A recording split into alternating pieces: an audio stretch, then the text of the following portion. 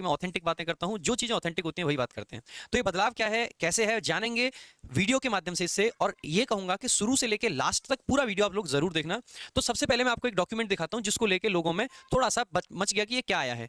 SSC की तरफ से, गवर्नमेंट ऑफ इंडिया की तरफ से एक रिक्वेस्ट फॉर प्रपोजल आता है, empanelment of service provider for content authoring agency. तो कंटेंट को ऑथर करने वाली एजेंसी के लिए इंपैनलमेंट करने की बात की गई है। अब ये है क्या, ये मैंने आपके लिए पूरा पढ़ा और इसमें से जो चीजें हैं वो खास खास आपको बता देता हूं।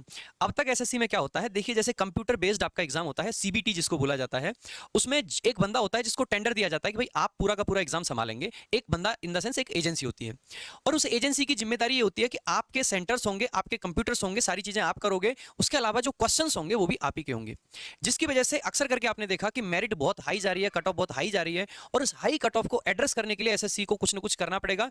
हम सभी लोगों ने, आप सभी लोगों ने ट्विटर पे बहुत सारे कैंपेन करे, और मैं हमेशा यूट्यूब पे भी कहता आया हूं कि एसएससी के जो क्वेश्चंस का लेवल है वो सही नहीं है। इनफैक्ट कई सारे क्वेश्चंस के गलत आंसर आ जाएंगे, किसी का कुछ आंसर आ जाएगा, कई क्वेश्चन एकदम इलॉजिकल टाइप के पूछ लिए जाते हैं। उसका रीजन यही है, जब एक पर्सन पे सारा का सारा वजन डाल दिया जाएगा तो वो पर्सन उतना एफिशिएंसी के साथ काम नहीं कर पाता है। और ये बात एसएससी को समझ आई, और एसएससी ने इस बात को समझते हुए एक बहुत बहुत जबरदस्त काम किया है। और वो काम ये है कि अब से इनका ये जो पूरा काम था, ये एक वेंडर नहीं, दो वेंडर करेंगे। अब तक क्या था, जैसे टीसीएस आज की डेट में न सिर्फ एग्जाम कंडक्ट कराता है, बल्कि में क्वेश्चन बैंक प्रिपेयर करने का काम भी टीसीएस करता है। लेकिन 2024 से जो आपके एग्जाम्स होने वाले हैं, उनमें एसएससी ने ये सिस्टम बनाया है कि एक वेंडर अलग होगा जो सिर्फ और सिर्फ एग्जाम कंडक्ट कराने का काम करेगा, और एक आपका अलग होगा जिसका काम होगा मेनली क्वेश्चन बैंक प्रिपेयर करना। यानी कि एक क्वेश्चन बैंक प्रिपेयर करने के लिए सेपरेट एक पैनल होगा। और अगर सेपरेट पैनल बन रहा है तो इसके लिए क्या क्या रिक्वायरमेंट है, कैसे कैसे बिड्स जाएंगी, उन पर हम नहीं जाएंगे, क्योंकि ना तो आपको बिड लगानी ना मेरे को बिड लगानी, तो उस बात पर नहीं जाएंगे। लेकिन उसमें क्या क्या खास बातें हैं, एक बात बहुत खास कही गई है, आपने अक्सर देखा होगा, एसएससी कहती है कि अगर आपका क्वेश्चन गलत है, मतलब हिंदी में कुछ है, इंग्लिश में कुछ है, तो उसमें से इंग्लिश वाले को सही माना जाता है। ऐसा इसलिए होता है, जब मैं इस बिड डॉक्यूमेंट को पढ़ रहा था तो उसमें साफ लिखा था कि जितने भी क्वेश्चंस प्रिपेयर करे जाएंगे वो इंग्लिश लैंग्वेज में प्रिपेयर करे जाएंगे, और उसके बाद में उनको ट्रांसलेट किया जाएगा। यानी कि ओरिजिनली क्वेश्चन बना किसमें, इंग्लिश में। तो अगर कहीं पे ऐसा कंफ्लिक्ट आता है तो इंग्लिश लैंग्वेज को ही आपकी वरीयता दी जाएगी, मान्यता दी जाएगी। इसका मतलब यह है कि अगर आप जब भी एग्जाम देने जाओ तो ध्यान दीजिएगा, अगर इंग्लिश और हिंदी में दोनों में क्वेश्चन की लैंग्वेज में थोड़ा भी फर्क है तो आप हमेशा इंग्लिश वाले के हिसाब से आंसर को मार्क करना, क्योंकि वही आपका फाइनली माना जाएगा। दूसरी चीज आपको ध्यान देनी है, यह है कि यहाँ पे एक चीज ये भी लिखी गई है कि जितने भी क्वेश्चंस बनाए जाएंगे दे शुड बी यूनिक। और यूनिक का मतलब ये मत समझ लेना कि कुछ भी प्रीवियस ईयर से नहीं आएगा। देखिएगा, प्रीवियस ईयर से क्वेश्चंस आना कम होगा, इस बात की पूरी संभावना है। दूसरा, इस बात की भी संभावना है कि क्वेश्चंस थोड़े से लॉजिकल होने लग जाएं, जो कि अब तक नहीं थे। थोड़ा सा रटा रटाया पैटर्न, वही प्रीवियस ईयर उठा के पटक दो, जिससे कि कट ऑफ हाई जाना बहुत लाजमी है। जिस बच्चे ने भी अच्छी तैयारी की होती है वो इंग्लिश, मैथ्स, रीजनिंग तीन सब्जेक्ट में मिला के 145 ले आता है, और कट ऑफ 150 जा रही है, तो उसको जीएस में करना ही क्या है, तो कट ऑफ इतनी हाई जाएगी। जब 145 तीन सेक्शन में आ रहे हैं तो कट ऑफ हाई जाना ऑब्वियस है। तो ऐसी भी पॉसिबिलिटी है कि एसएससी अगर इस इश्यू को एड्रेस करना चाह रही है, इस इश्यू को खत्म करना चाह रही है, सो इट इज पॉसिबल कि एसएससी अगली बार से थोड़े से लॉजिकल क्वेश्चंस डाले, स्पेशली आपके इन तीन सेक्शन में, मैथ्स, इंग्लिश और रीजनिंग में। तो ऐसा पॉसिबल है। इसीलिए मैं आप सभी लोगों से एक ही चीज कहूंगा कि ढंग से पढ़ें, सिर्फ प्रीवियस ईयर पे डिपेंडेंट ना रहें। ध्यान दीजिएगा, मैं ये बिल्कुल नहीं कहूंगा कि प्रीवियस ईयर ना पढ़ें, मैं ये कह रहा हूं प्रीवियस ईयर जरूर पढ़ें, वो बहुत जरूरी है।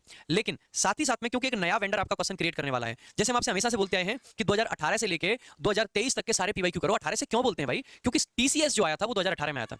सारी बुक्स में आपने देखा होगा ऑल टीसीएस क्वेश्चंस। ये टीसीएस है क्या, तो टीसीएस वो वेंडर है जो कि आपका न सिर्फ एग्जाम कराता है बल्कि में आपके क्वेश्चन बैंक भी प्रिपेयर करता है। तो आप कहेंगे सर ये हो सकता है टीसीएस करे, नहीं भाई, टीसीएस नहीं करेगा, दो अलग वेंडर चाहिए। और क्योंकि जो सीबीटी यानी कि कंप्यूटर बेस्ड टेस्ट है उसके लिए कोई नया वेंडर एसएससी को नहीं चाहिए, तो इससे ये क्लियर हो जाता है कि टीसीएस फिलहाल जो टेस्ट है वो कराता रहेगा, कंप्यूटर बेस्ड टेस्ट टीसीएस ही कराएगा। पेपर बनाने के लिए अलग बंदा आएगा। अगर अलग बंदा आएगा तो उसकी अप्रोच कैसे रहेगी, किस तरीके के क्वेश्चंस प्रिपेयर करेगा, जिसमें उन्होंने काफी सारा एक्सपीरियंस मांगा है, पिछले 5 साल से ये कर रहे हो, पिछले 3 साल से क्वेश्चन बैंक प्रिपेयर कर रहे हो, तो ऐसी भी संभावना है कि वहां पे क्वेश्चंस लॉजिकल हो सकते हैं।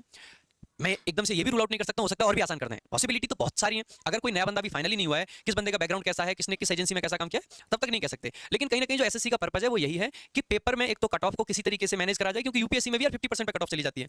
एसएससी में अगर 80% पे कट ऑफ जा रही है, इवन 85% तक कट ऑफ जा रही है, तो उसका कोई तो इलाज होगा। यूपीएससी में इतनी कम वैकेंसीज होने के बाद इतनी कम कट ऑफ जाती है, एसएससी में वैकेंसीज भी ज्यादा है तब भी कट ऑफ इतनी चली जाती है। मतलब यूपीएससी के कंपैरिजन में वैकेंसीज ज्यादा है, डोंट गेट मी रॉन्ग कि सर कह रहे थे वैकेंसीज ज्यादा है, वैकेंसीज अभी भी कम है, लेकिन यूपीएससी से कंपेयर करोगे तो ठीक है। तो कहीं ना कहीं ऐसी संभावना है कि पेपर का लेवल थोड़ा सा इंप्रूव हो सकता है, और इंप्रूव होना मैं इसलिए कह रहा हूं क्योंकि आज की डेट में जो पेपर है वहां पे पढ़ने वाले और न पढ़ने वालों में फर्क कर पाना बहुत मुश्किल हो जाता है। जिस बच्चे ने तैयारी शुरू करी है 4 महीने पहले ढंग से प्रीवियस ईयर को रट्टा लगाया, कभी कभी उसका भी सिलेक्शन हो जाता है। जो पिछले 3 साल से लगातार अच्छे से मेहनत कर रहा है, ऑनेस्टली मेहनत कर रहा है, कभी कभी वो भी रह जाता है।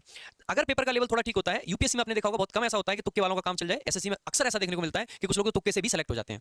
तो बहुत अच्छा कदम है मेरे हिसाब से। बाकी आपको डायरेक्टली फर्क नहीं डालेगा, लेकिन इनडायरेक्ट वे में, क्योंकि अल्टीमेटली क्वेश्चंस आप ही को वो सॉल्व करने हैं, तो इसका फर्क पड़ेगा। तो बी प्रिपेयर्ड, थोड़ा सा ध्यान बस ये रखेंगे यहां से कि मतलब एंटायरली प्रीवियस ईयर पे डिपेंडेंट नहीं रहेंगे, प्रीवियस ईयर के अलावा भी अपनी नॉलेज पे काम करना स्टार्ट कर दें, क्योंकि नॉलेज चाहे वेंडर चेंज हो जाए चाहे कुछ भी चेंज हो जाए, हो सकता है प्रीवियस ईयर चेंज हो सकता है लेकिन नॉलेज चेंज नहीं होगी। एसएससी की इंग्लिश वही रहेगी, वही कॉन्सेप्ट आएंगे। जैसे मैथ्स की भी हम बात करें तो कॉन्सेप्ट वही रहेंगे, हो सकता है क्वेश्चन बनाने का तरीका बदल जाए। तो ये कुछ चेंजेस एक्सपेक्टेड है। बाकी अगर आपको कोई भी क्वेरी है, कुछ भी पूछना है, अच्छा कुछ बच्चे पूछेंगे कि सर सीईटी का अब क्या होगा, सीईटी का इससे कोई लेना देना नहीं है।